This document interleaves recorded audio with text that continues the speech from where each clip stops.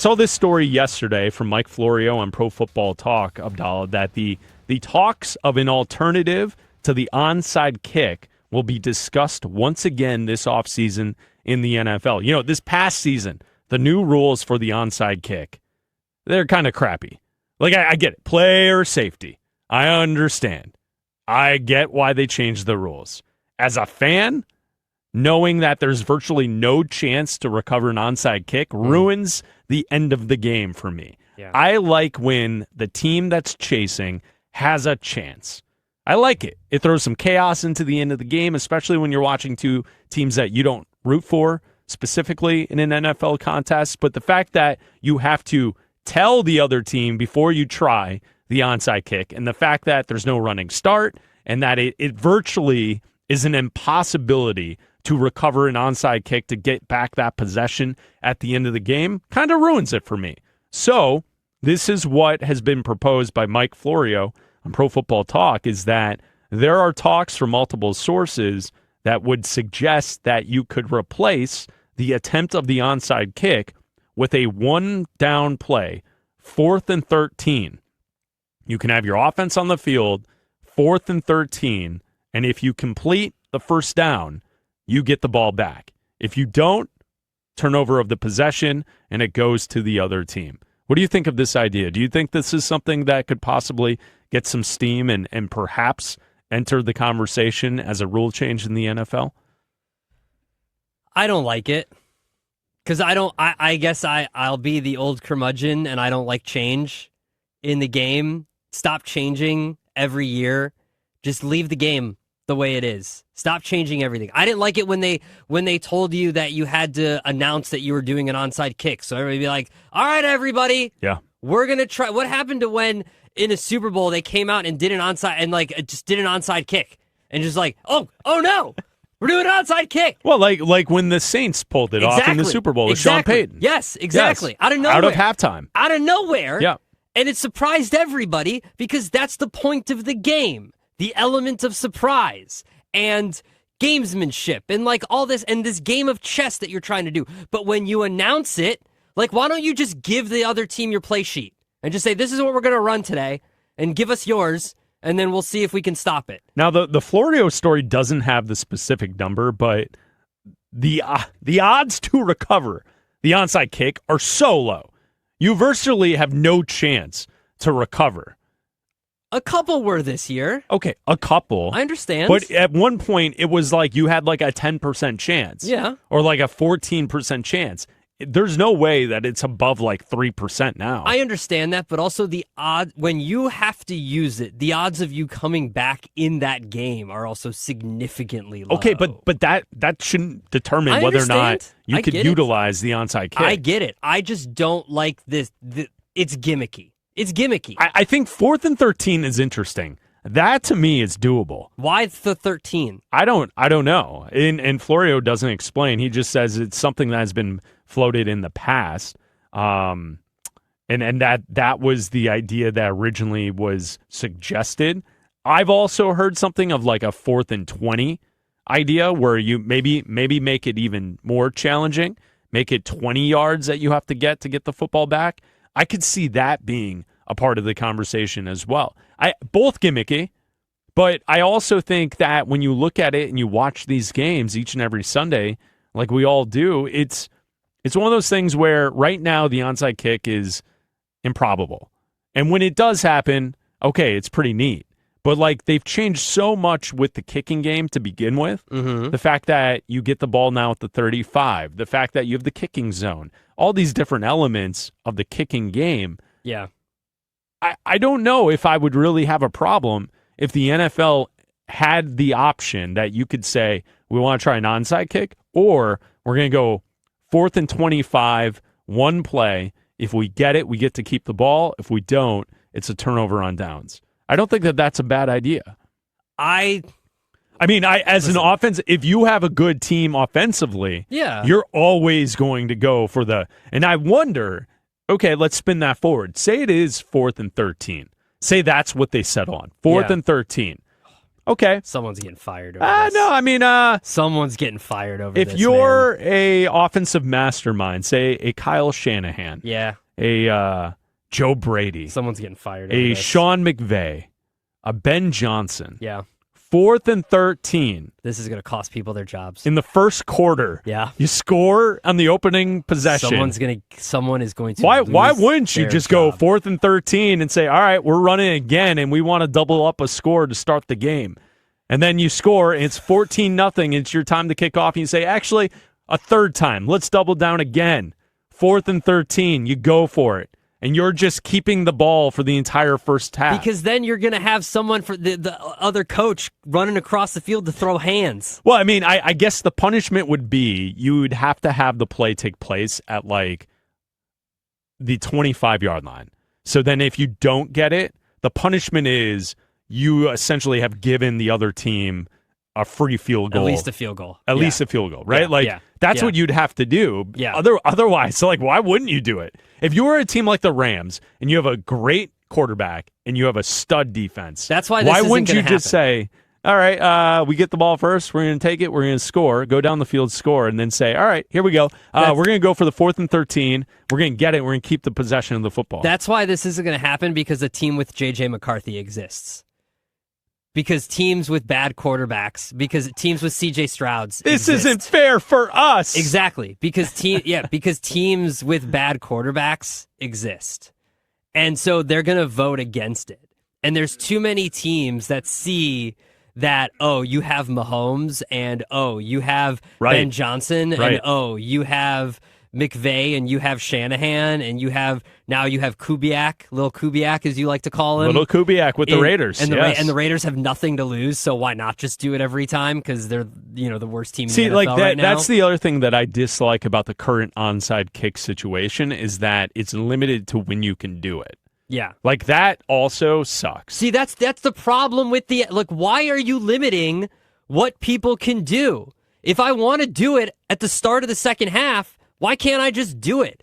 If you come out in the Super Bowl, and let's say the Seahawks had scored before they went into halftime, and it was a 3-score game, and Mike Vrabel comes out and they don't have the football, like it's the opposite, and they don't start with possession, and he wants to do an onside kick, a surprise onside kick, why are you stopping him from doing that?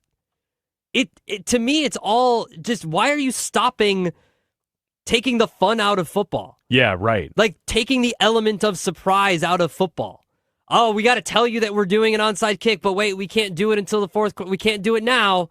It's too early. Too early in the game to do it, guys. It doesn't make any sense. Like, we've taken that out of football, and now you want to do this, but you're not going to be able to implement this until the fourth quarter? Like, this is what you're going to do, but you can't do it until the end of the game. Right. And that's what I think the strategy behind it is, why it's not as exciting as it used to be.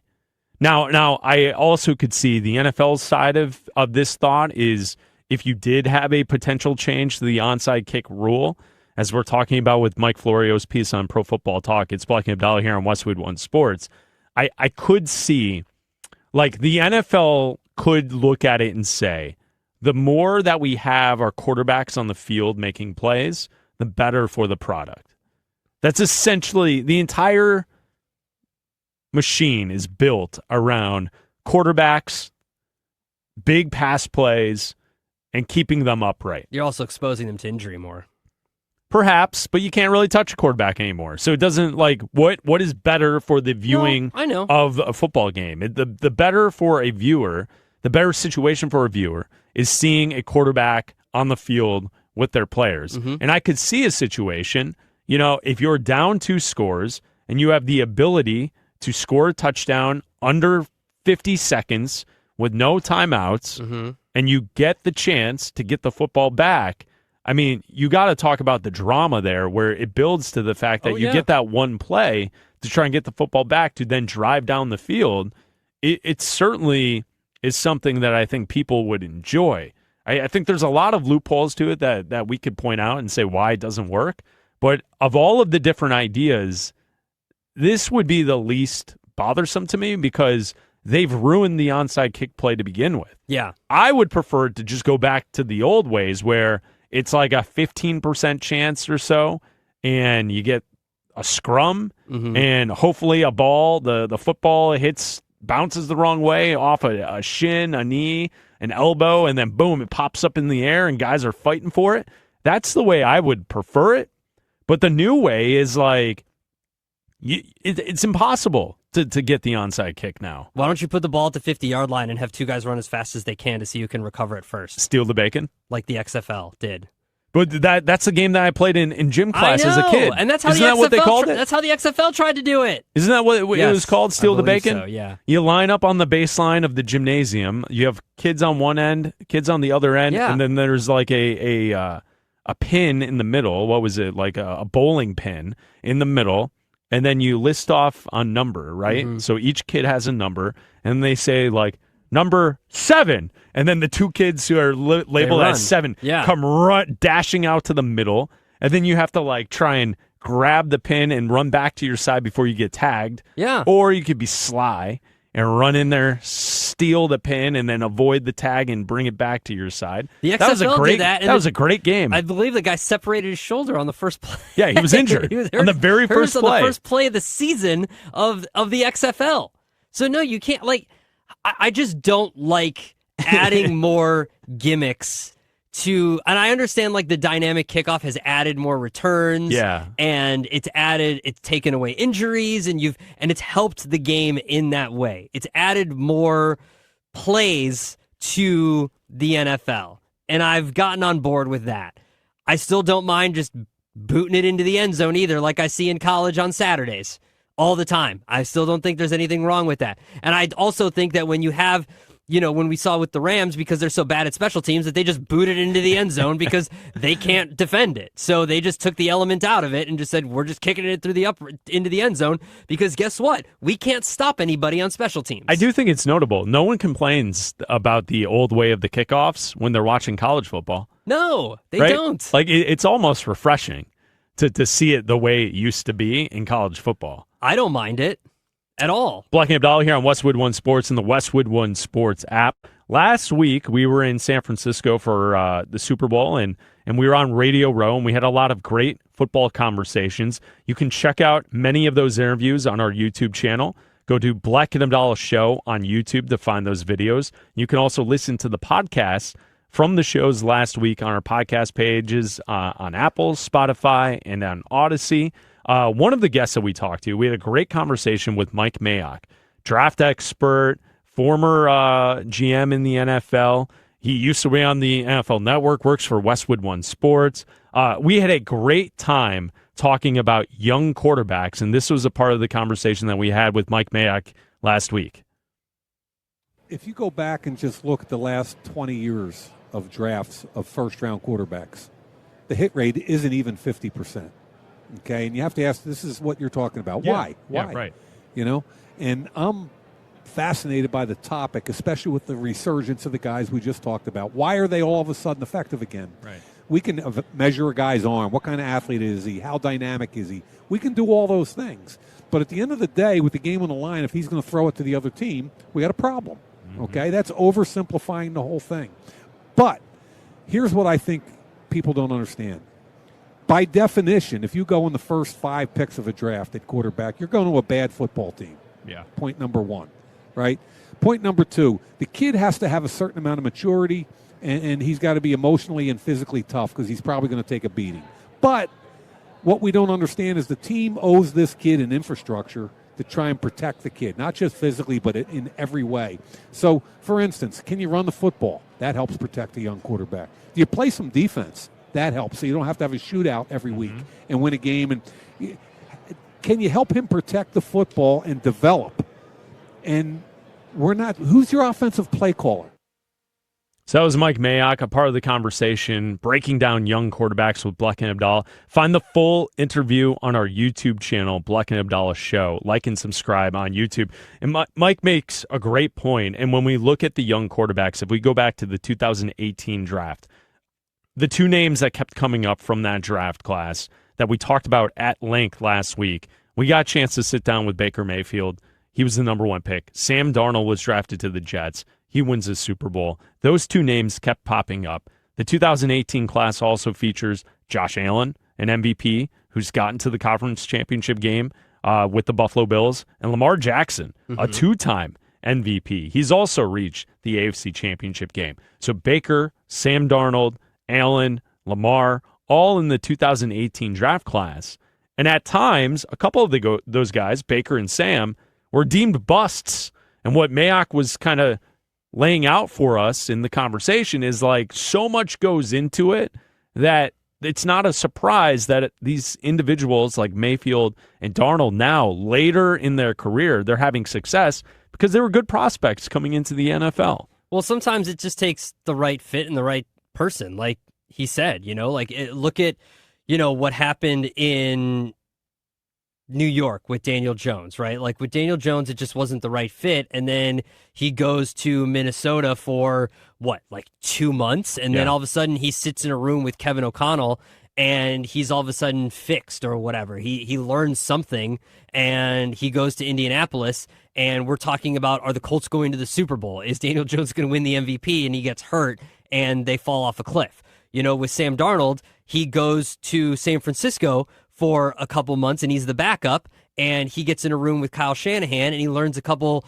things from him and then he goes to Minnesota with Kevin O'Connell again, and these guys who have worked with quarterbacks and know what it's like to work with a quarterback, they develop him and this is what changes. It just proves that you have to be with a good quarterback developer to turn into something. I mean, the guy that we didn't mention is Josh Rosen from that draft class. Like Bust. Out. But went to a bad team. But could he have been somebody? Like he might have been. I doubt it, but probably not. You never know. I feel like Josh Rosen and Zach Wilson are the 2 names in the recent history that were super hyped coming out of college. Yes. And from the moment they stepped onto an NFL field, it was like that's not going to work. No, and with either of them. And Baker went, his time in Cleveland wasn't good because that's the Browns. The Browns can't develop quarterbacks. And then he goes, has his stint with a bunch of other teams, gets to Tampa, and now he's good.